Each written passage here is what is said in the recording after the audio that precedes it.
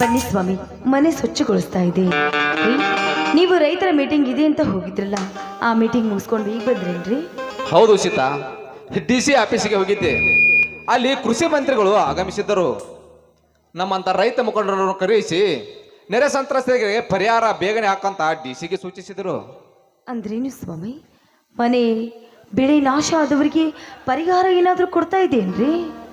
ಹೌದು ಸೀತಾ, ಕೃಷಿ ಮಂತ್ರಿಗಳು ಆಗಮಿಸಿ ಒಂದು ಮನೆ ಸಂಪೂರ್ಣವಾಗಿ ನಾಶವಾದ ಮನೆಗೆ 5 ಲಕ್ಷ ರೂಪಾಯಿ ಹಾಗೂ ಅರ್ಧ ಬಿದ್ದ ಮನೆಗೆ 1 ಲಕ್ಷ ರೂಪಾಯಿ, ಒಂದು ಜಾನುವಾರು ಸತ್ತರೆ ಅದಕ್ಕೆ 10,000 ರೂಪಾಯಿ, 1 ಎಕರೆ ಕಬ್ಬಿಗೆ 10,000 ರೂಪಾಯಿ, ಹೀಗೆ 10 ಹಲವಾರು ಯೋಜನೆಗೆ ತಕ್ಕಂತೆ ಪರಿಹಾರ ನೀಡಬೇಕೆಂದು ಖಡಕ್ಕಾಗಿ ವಾರ್ನಿಂಗ್ ಮಾಡಿದರು. ಸ್ವಾಮಿ, ಸರ್ಕಾರ ಕೊಟ್ಟ ಹಣದಿಂದ ರೈತರ ಜೀವನ ತೃಪ್ತಿ ಆಗಬಹುದೇನ್ರಿ? ಸೀತಾ, ಅದರ ಹೆಸರೇ ಪರಿಹಾರ. ಬೀಳುವ ಮನುಷ್ಯನಿಗೆ ಕೋಲು ಆಸರೆಯಾದಂತೆ ಕೇಂದ್ರ ಸರ್ಕಾರದಿಂದ 6,000 ರೂಪಾಯಿ ಹಾಗೂ ರಾಜ್ಯ ಸರ್ಕಾರದಿಂದ 4,000 ರೂಪಾಯಿ, ಇದನ್ನೇ ದೊಡ್ಡದು ಮಾಡಿಕೊಂಡು ರೈತರ ಜೀವನ ಸಾಗಿಸುವುದೇ. ಇರ್ಲಿ ಬಿಡಿ ಸ್ವಾಮಿ, ನೀವು ರೈತರ ವಿಚಾರ ಕೇಳಿದ್ರೆ ನಿಮಗೆ ಮಾತಿಗೆ ಪಾರ್ವೇ ಇರುವುದಿಲ್ಲ. ಬನ್ನಿ, ಹೊತ್ತಾಯ್ತು, ಊಟ ಮಾಡುವಂತೆ. ಹಾ ಸೀತಾ, ನಿಲ್ಲು. ನಿನ್ನ ಮಾತಿನ ಮಧುರ ನನಗೆ ಸಿಹಿ ತಂದಿದೆ. ಇದೇ ಸಮಯದಲ್ಲಿ ನವಿಲಿನಂತೆ ನರ್ತಿಸಲು ಬಾ ಗರಿಬಿಚ್ಚಿ. ಸ್ವಾಮಿ, ರೈತ ಯಾವಾಗಲೂ ಆನಂದದಿಂದ ಇರಬೇಕು ಅನ್ನೋದೇ ಈ ಸತ್ಯಾಸೆ ಇಲ್ವೇ? ಬನ್ನಿ, ಹಾಗಾದ್ರೆ ನನ್ನ ಜೊತೆಗೂಡಿ ಹಾಡಿನಲ್ಲಿ ಬನ್ನಿ.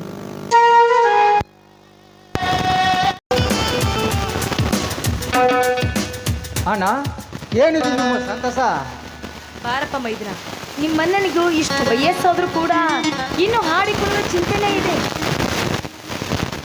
ಹಾ ಹಾ, ನಮ್ಮದಿರಲಿ ಸೋದರ. ನೀನೇನು ಹೊಲಕ್ಕೆ ಕುಸ್ತಿ ಆಡಲು ಹೋಗಿ ಒಬ್ಬನೇ ಬರೋನು, ಇವತ್ತು ಕಾವೇರಿ ಜೊತೆಗೆ ಬಂದಿರುವಲ್ಲ, ಏನಿದು ಸಮಾಚಾರ? ಇದೊಂದು ವಿಚಿತ್ರ ಕಥೆ ಅಣ್ಣ. ವಾಯು ವಿಹಾರಕ್ಕೆಂದು ಹೋದ ಕಾವೇರಿ ಒಬ್ಬ ಬೇಕೊಬ್ಬ ಬೆನ್ನು ಹತ್ತಿ ಇವಳನ್ನು ಕಾಡುತ್ತಿದ್ದ. ಇವಳನ್ನು ರಕ್ಷಣೆ ಮಾಡಿ ನಾನು ಇವಳನ್ನು ನನ್ನೊಂದಿಗೆ ಕರೆದುಕೊಂಡು ಬಂದಿದ್ದೇನೆ. ಹಾಗಾದರೆ ಕಾವೇರಿ ಕಾಲೇಜಿಗೆ ಹೋಗಿದ್ದಿಲ್ಲವೇ? ಕಾಲೇಜ್ ರಜೆ ಇದೆ ಎಂದು ವಾಯು ವಿಹಾರಕ್ಕೆಂದು ಹೊರಟಾಗ ಮಾತ್ರ ಅವಳಿಗೆ ಆದಷ್ಟು ತೊಂದರೆ ಆಯಿತು. ಆದ್ದರಿಂದ ನಾನು ಕಾಪಾಡಿಕೊಂಡು ಇವಳನ್ನು ಇಲ್ಲಿಗೆ ಕರೆದುಕೊಂಡು ಬಂದಿದ್ದೇನೆ. ಅದಕ್ಕೆ ತಮ್ಮ ಅಂದ್ರೇನಪ್ಪ ಮೈದನ, ಅನುಮತಿ ಕೇಳ್ತಾ ಇದ್ದೀಯೇನು? ಹೇಗೆ? ಹೌದಮ್ಮ ಅತ್ತಿಗೆ, ಈಗ ನಾವಿಬ್ಬರು ಮನಸ್ಸಾಕ್ಷಿಯಾಗಿ ಒಪ್ಪಿಗೆ ಮಾಡಿಕೊಂಡು ನಿಮ್ಮ ಅಪ್ಪಣೆ ಪಡೆಯಲು ಬಂದಿದ್ದೇವೆ. ನಿನ್ನ ಮಾತಿನಲ್ಲಿ ನಿಜ ಇದೆ ಸೋದರ, ಆದರೆ ಇದಕ್ಕೆ ಆ ಸುಧಾಕರ ಒಪ್ಪಬೇಕಲ್ಲವೇ? ನೋಡಿ ಬಾಬಾ, ಅದನ್ನೆಲ್ಲ ನಾನು ಸರಿಪಡಿಸ್ತೀನಿ. ಆದರೆ ನೀವೆಲ್ಲ ನನ್ನ ಪ್ರೀತಿಗೆ ಒಪ್ಕೊಳ್ಳಿ, ಅಷ್ಟೇ ಸಾಕು. ಸಂತೋಷ ಕಾವೇರಿ, ಸಂತೋಷ. ಆದರೆ ನನ್ನದೊಂದು ಮಾತು ಕಾವೇರಿ, ನನ್ನದೊಂದು ಮಾತು. ಈ ಪ್ರೀತಿ ಎಂಬುದು ಬಜಾರದಲ್ಲಿ ಸಿಗುವ ವಸ್ತುವಲ್ಲ. ಪ್ರೀತಿ ಧರ್ಮವನ್ನು ಸೂಚಿಸಿದರೆ ಮೋಹ ಅಧರ್ಮವನ್ನು ಸೂಚಿಸುತ್ತದೆ. ನಿಮ್ಮ ಪ್ರೀತಿಯನ್ನು ಗಟ್ಟಿಗೊಳಿಸಿ ಕೆಟ್ಟ ಬಯಸುವ ಈ ಸಮಾಜದಲ್ಲಿ ದಿಟ್ಟ ಮಹಿಳೆ ನೀನಾಗಿ ನನ್ನ ತಮ್ಮನ ಕೈ ಹಿಡಿದು ಅವನ ದೇಹದ ವಜ್ರ ಕವಚ ನೀನಾಗಿ ಬಾಳಬೇಕು ಕಾವೇರಿ, ಬಾಳಬೇಕು. ಆಯ್ತು ಬಾಬಾ, ಈ ನಿಮ್ಮ ಮಾತನ್ನು ಸತ್ಯವಾಗಿ ಪಾಲಿಸ್ತೀನಿ ನಾನು. ಅದಲ್ಲದೆ ನಿಮ್ಮ ತಮ್ಮ ಸತ್ಯದ ಹೋರಾಟದಲ್ಲಿ ಎಂಥ ಕಷ್ಟಗಳು ಬಂದು ನಾನು ಹೆಗಲುಗೊತ್ತು ನಿಂತು ಆ ಕಷ್ಟಗಳನ್ನು ಒದ್ದು ಕೆಡುತ್ತಿದೆ ಕಿತ್ತೂರು ರಾಣಿ ಚೆನ್ನಮ್ಮನಂತೆ. ಪಾಪರೇ ಕಾವೇರಿ, ಈ ರಥವ ಸಾಗಲಿ ನಿಮ್ಮದು. ಹಾ ಕಾವೇರಿ, ಹಿಂದೆ ಮುಗಿಯಿತು ನಿಮ್ಮಿಬ್ಬರ ಗಂಧರ ವಿವಾಹ.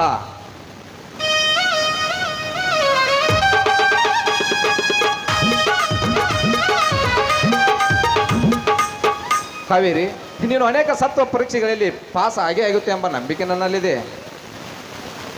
ನಿನ್ನ ಗಂಡ ಹಳ್ಳಿಯ ಕಿಡಾಲಿ, ಈ ಕಿಲಾಡಿಯ ಕೈ ಹಿಡಿದು ಬಾರಮ್ಮ ನಮ್ಮೆಲ್ಲರೊಂದಿಗೆ ಹಾಡಲು.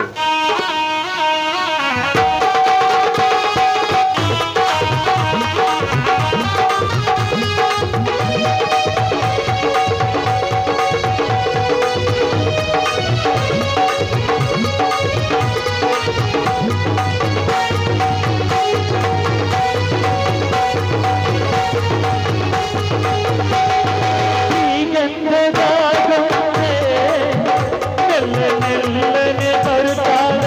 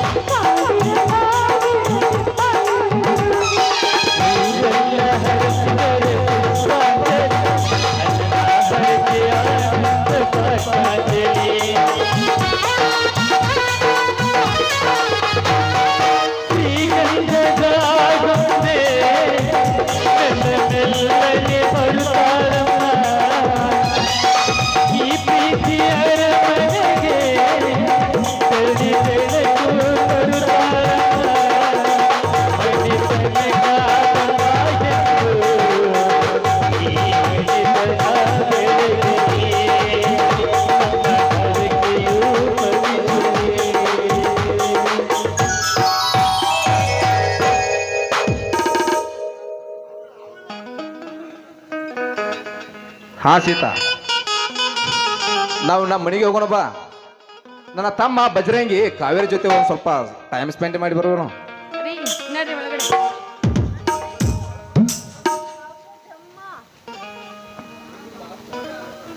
ಬನ್ನಿ ಹೋಗೋಣ ನಾವು. ಕಾವೇರಿ, ಹೇಳಿ. ಈ ಸಂತಸದಲ್ಲಿ ಒಂದು ಇಂಪಾದ ಗೀತೆಯನ್ನು ಹಾಡಬಾರದೆ? ಅದೊಂದು ಬಾಕಿ ಇದೆಯಾ? ಸರಿ ಆಯ್ತು, ನಿಮ್ಮ ಇಷ್ಟದಂತೆ ಆಗಲಿ.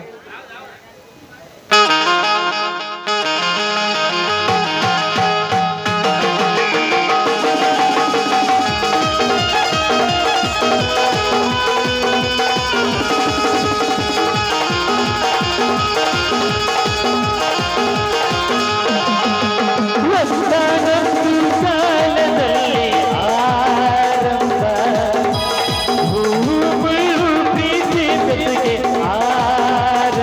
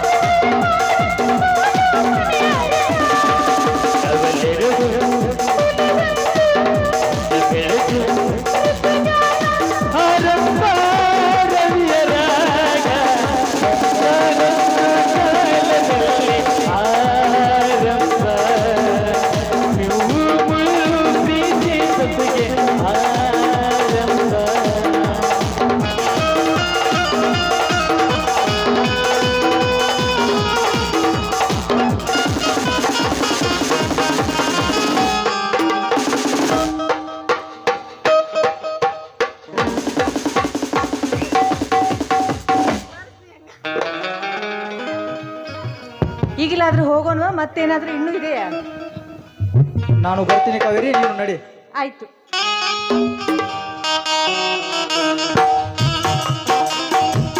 ಏ ಬೆಟ್ಟಪ್ಪ, ಬೇಡ ಬೇಡ ಅಂದ್ರು ನನ್ನನ್ನ ಕೆಣಕ್ತಾ ಇದೀಯಾ? ಕೆಣಕೋಕ್ಕಿಂತ ಮುಂಚೆ 1000 ಸಲ ಯೋಚನೆ ಮಾಡಬೇಕಿತ್ತು. ಕೆಣಕಿದೀಯಾ? ಕೆಣಕಿದೆಯಾ ಅಂದ ಮೇಲೆ ಕಚ್ಚದ ಬಿಡಲ್ಲ ಈ ವಿಷ ಸರ್ಪ. ಏ ಬೆಟ್ಟಪ್ಪ, ನಾವು ಬಡವರಿರ್ಬೋದು, ಆದ್ರೆ ಯಾರಿಗೂ ಮೋಸ ಮಾಡಿಲ್ಲ. ನನ್ನನ್ನ ಎದುರು ಹಾಕೋತಾ ಇದೀಯ ಅಂದ್ರ ನಿನಗೆ ಮುಂದೊಂದು ದಿನ ಸರಿಯಾದ ಸಮಯದಲ್ಲಿ ಇಟ್ಟೇ ಇರ್ತೀನಿ. ಒಟ್ಟಾರೆ ಒಗ್ಗಟ್ಟಿನಲ್ಲಿ ನಡೆಯುತ್ತಿರುವ ಈ ನಮ್ಮ ಬಿಗಿ ಸಂಸಾರದಲ್ಲಿ ವಿಷ ಬೆರೆಸಲು ಬಂದ ನಿಮ್ಮಿಬ್ಬರನ್ನು ಸಿಕ್ಕಂತೆ ಓಡಾಡಿಸಿ ಕಡಿಯದಿದ್ದರೆ ನನ್ನ ಹೆಸರು ಪೊಂಡ ಪುರುಷ ವೀರ ಬಜರಂಗಿನಲ್ಲ.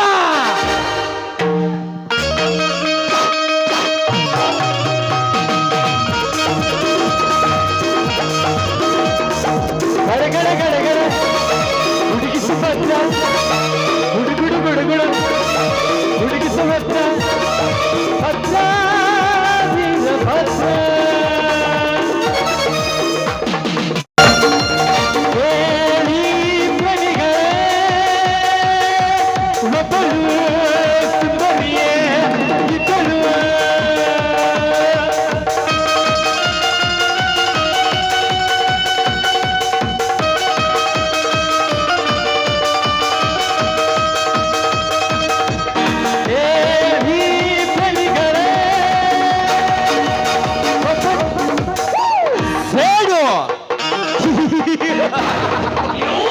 ಪ್ರತಿಕಾರದ ಸೇಡು, ಸೇಡಿಗೆ ಸೇಡು ಎಂಬ ಈ ಬಿಡಿ ನಗರ ಇಡೀ ಎತ್ತಿ ಆಡಬೇಕಾದರೆ ಶಕುನಿ ಅಂತ ಏನಾದರೂ ನನ್ನ ತಂತ್ರ ಹೂಡಲೇಬೇಕು.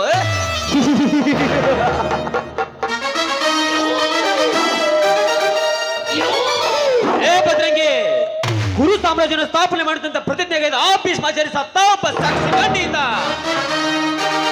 ಸೂತ ಪುತ್ರನೆಂಬ ಅಪಮಾನಕ್ಕೆ ಗುರಿಯಾಗಿ ಅಧರ್ಮ ಕೌರವರ ಸೇಡಿಗೆ ಸರಿಯಾಗಿ ಕೊನೆಗೆ ತನ್ನ ಎದೆ ಕವಚ ಕೂರ್ಣ ಕುಂಡಲವನ್ನು ದಾನ ಮಾಡಿ ಅರ್ಜುನ ಅಂಜಲಿ ಬಾಣಕ್ಕೆ ತುತ್ತಾಗಿ ಸತ್ತ ದಾನ ಸೂರಕರ್ಣ.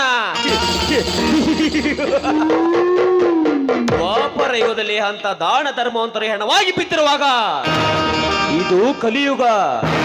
ನಿಮ್ಮಂಥ ಧರ್ಮವಂತರು ಬದುಕುಳಿಯುವುದುಂಟೆ? ಸಾಧ್ಯವಿಲ್ಲ.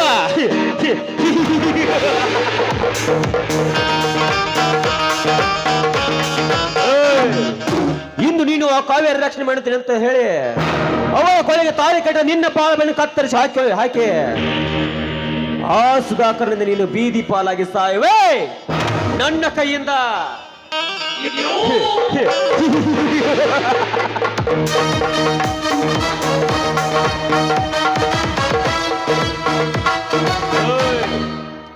ಇದು ಕಲಿಯುಗ, ಕಳ್ಳ ಕಂತ್ರಿಗಳ ಯುಗ.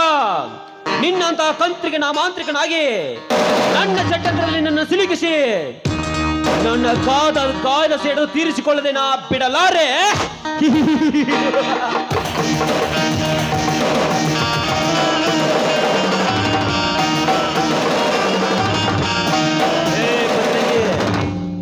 ಆ ಕಾವೇರಿ ಹೆಸರಿಗೆ ಮಾತ್ರ ನಿನ್ನ ಪತ್ನಿ, ಉಳಿದಿದ್ದಕ್ಕೆಲ್ಲ ಈ ಆಟಗಾರನ ಆಟದಲ್ಲಿ ಆಡುವ ಕುತಂತ್ರಿಯ ಹೆಣ್ಣು.